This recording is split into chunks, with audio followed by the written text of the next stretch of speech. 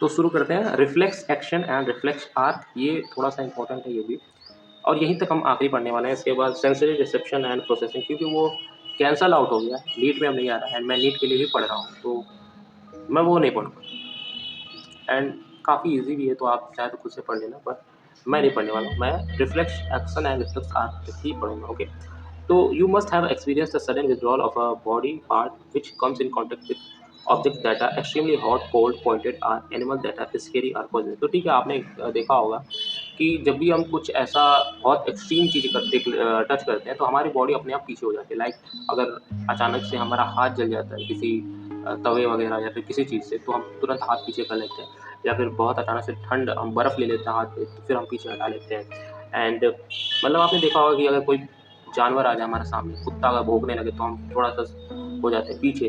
तो इन सब की वजह क्यों है? आखिर ऐसा क्यों होता है? ठीक है? या फिर कोई जहरीला साँप वगैरह आ गया, तो हम हमारी असल में बॉडी ऐसे काम कैसे करती है कि हमें पता चल जाता है ये खतरा है, तो इससे पीछे हटना है। यही कुल मैटर है, तो आप देखते हैं। The entire process of response to a peripheral nervous stimulation that occur involuntary, ये पूरा एक आपका जो प्रोसेस होता है, ये पेरिफेरल नर्वस स्टिमुलेशन का काम है, ठीक है? जो कि इनवॉलंटरी होता है, without conscious effort or a thought, and require the involvement of a part of the central nervous system is called a reflex action। अब देखिए, ये क्या होता है ना कि आप एज़ अ कॉन्शियस वे में नहीं कर रहे हो, कि जैसे कि आपको पता है कि आपको कहीं जाना है, तो आपको ऐसे-ऐसे आपको रास्ता पता है, तो आपको वहाँ तक चला के जाना पड़ेगा।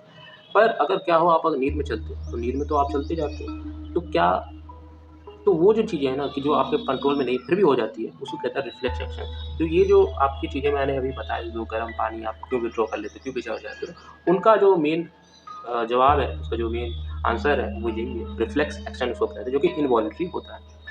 The reflex pathway comprises at least one afferent neuron receptor and one efferent effector or exciter, ठीक है? तो ये जो रिफ्लेक्स पाथवे है, इनमें एक एफरेंट न्यूरॉन होता है जिसे कि रिसेप्टर कहते हैं, और एक इफरेंट होता है जिसे कि एक्साइटर कहते हैं, ठीक है?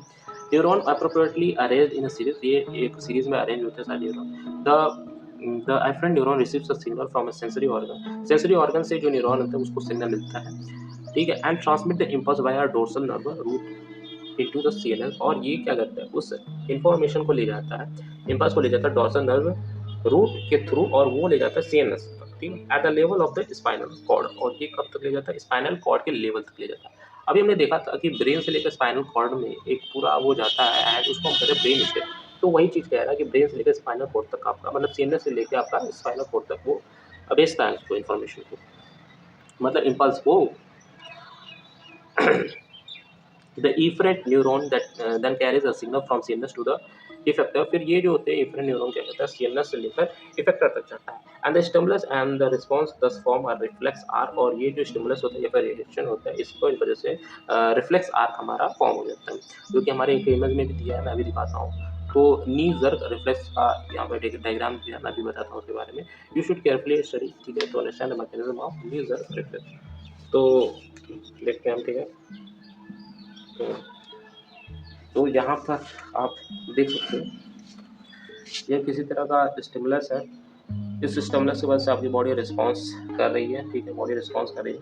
यहाँ पे मोडर एंड पॉइंट इफेक्टर है, ये मसल स्पिंडल रिसेप्टर है, ठीक है?